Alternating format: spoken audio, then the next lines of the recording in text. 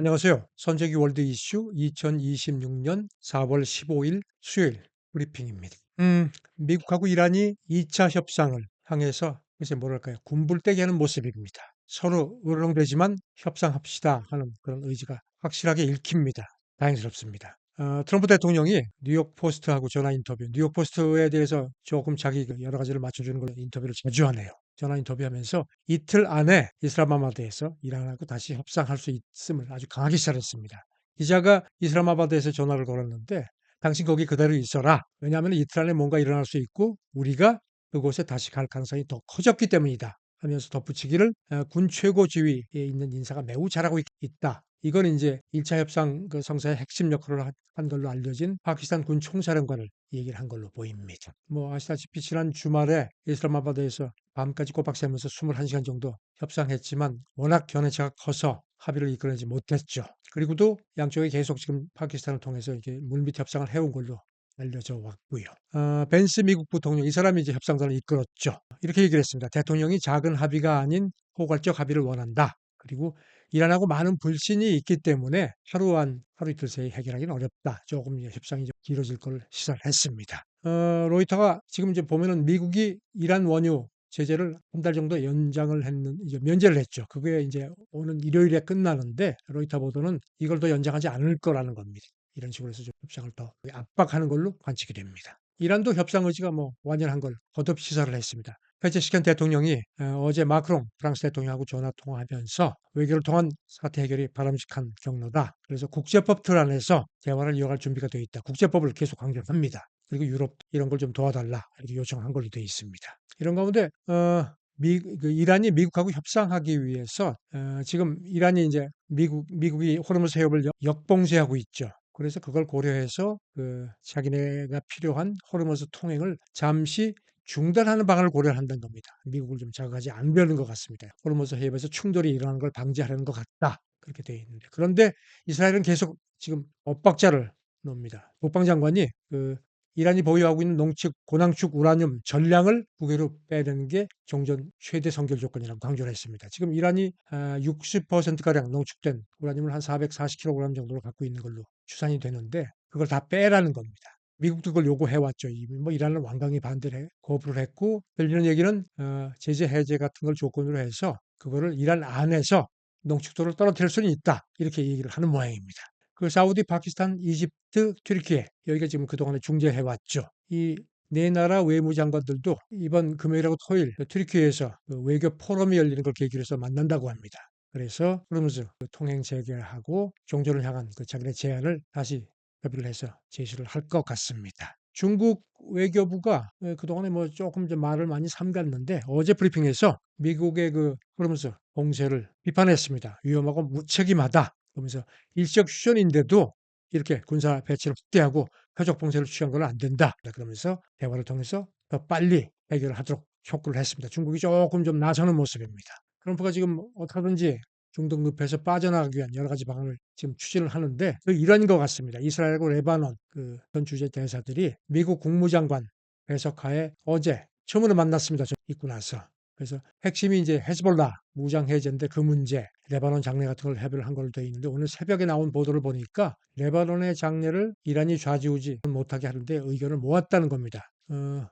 지금 어떻게든지 레바논을 이란 입김에서 끌어내려는 게 이제 이스라엘하고 미국의 목표인데, 근데 지금 아시다시피 이스라엘이 지금 계속 타격을 하고 있는 게 헤즈볼라인데 헤즈볼라는 지금 이번 협상에 참석을 하지 않았습니다. 그래서 과연 뭔가 합의가 나와도 실효성이 있겠느냐 그런 회의적인 시각들이 많습니다. 그리고 지금 트럼프가 중동 늪에서 빠져나가기 위해서 여러 가지 상황을 지금 추진하는데 구색 맞추기 아니냐 그런 조금 회의적인 시각이 많습니다. 그리고 월스트리트저널 보도인데요. 사우디가 미국에 대해서 봉쇄 해제하라. 그리고 협상 복귀하라고 좀 압박을 한다는 모양입니다. 지금 사우디도 호르무즈가 사실상 지금까지까지 뭐 원활하지가 않죠. 그래서 원유 수출을 이제 홍해 쪽으로 해서 하는데 이란 공격을 받아가지고 송유관이 많이 부서졌는데 복구를 해서 하루 700만 배럴 정도 물량을 회복을 했다고 하는데 여러 가지로 불편한 겁니다. 그래서 지금 미국에 압박을 했다는 보도가 나왔습니다. 중동 산유국들이 이 전쟁이 길어지면서 석유를 생산하는 산유량을 많이 줄인 걸로 되어 있고요. 생산해봐야 지금 파는 게 여의치가 않습니다. 그래서 그런지 우리 정부 관계자 얘기는요.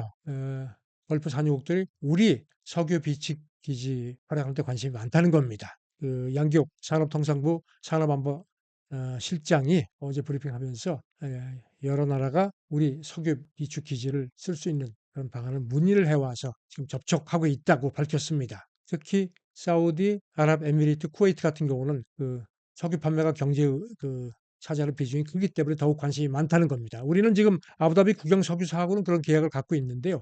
여기 몇몇 나라가 더 있다는데 구체적인 국가 명칭은 적절한 시기에 공개하겠다. 그러면서 덧붙이기를 이렇게 걸프국들이 우리나라 석유 비축 기지에 석유를 갖고 있으면 유사시에 우리한테 먼저 살 수 있는 권한을 주기 때문에 우리한테도 에너지 안보상 유리하다. 이런 점을 강조를 했습니다. 지금 이제 다음 달 중순 트럼프 대통령이 이제 중국에 가서 시진핑 주석하고 만날 예정으로 돼 있는데 전쟁이 지금 길어지는 상황에서 중국도 지금 여러 가지로 지차받아는 겁니다. 자칫 정상회담이 제대로 진행될 수 있겠느냐는 그런 회의적인 시각도 늘어나는 상태고요. 이런 가운데 홍콩 사우스차이나 모닝포스트가 전문가들을 이용해서 이렇게 장기화되는 게 시진핑한테 나쁠 건 없지만 그렇다고 꼭 좋은 것만은 아니라는 겁니다. 왜냐하면 지금 중국도 호르무즈를 통해서 원유를 많이 수입하는 상황에서 불편하다는 겁니다. 그래서 지금 이렇게 이런 거를 백악관도 알기 때문에 맞불 역봉쇄를 한 것이 트럼프가 시진핑을 만나는 걸 앞두고선 이렇게 봉쇄를 해서 호르무즈를 더 불편하게 만들면은 중국이 개입할 수밖에 없고 그렇기 때문에 중국이 이란의 영향력이 있기 때문에 중국을 조금 활용할 수 있다는 그런 계산을 백악관이 한다는 겁니다. 그래서 중국이 좀 그동안에는 약간 모호한 입장을 취해왔는데 정치적인 딜레마가 좀 커지는 거다. 그래서 그걸 트럼프가 노리고 역봉쇄 한 측면이 강하다는 지적을 했습니다. 여기서 테헤란 대학 교수 얘기는 호르무즈 사태가 장기화될 경우 자칫 그 미중 정상회담이 제대로 열리지 않을 수도 있고 또 계속되면 이제 중국도 원유 지금은 이제 약간의 여유가 있지만 원유 공급을 확대할 수밖에 없고 그렇게 되면은 호르무즈에 중국 군함이 와서 자기네 중국으로 가는 유전선을 보호할 수밖에 없는 그런 상태가 되고 그때까지 미국이 계속 봉쇄를 하게 되면은 자칫 미국하고 중국 간의 해상에서 충돌할 수 있는 그런 최악의 상황도 배제할 수 없다고 지적을 했습니다. 그래서 중국도 빨리 사태가 완화되도록 그래서 대화를 하도록 중국 외교부가 촉구한 것도 이런 맥락이라는 분석입니다. 지금 호르무즈 봉쇄 때문에 뭐 이란이 이제 경제적 압박을 받을 수밖에 없는데 이란은 그 주변 그 중앙아시아 국가들 한 7개국하고 지금 국경을 맞대고 있죠. 그래서 지금 이란 정부가 국경 무역을 활성화하라 이런 지시를 내렸다는 겁니다. 허리띠를 잔뜩 졸라매고 버틸 때까지 버티자 뭐 이런 지시가 내려갔다고 하고요. 또 이 와중에 전쟁 와중인데도 파키스탄하고 이란 중앙아시아를 잇는 그런 무역로가 개통이 됐습니다.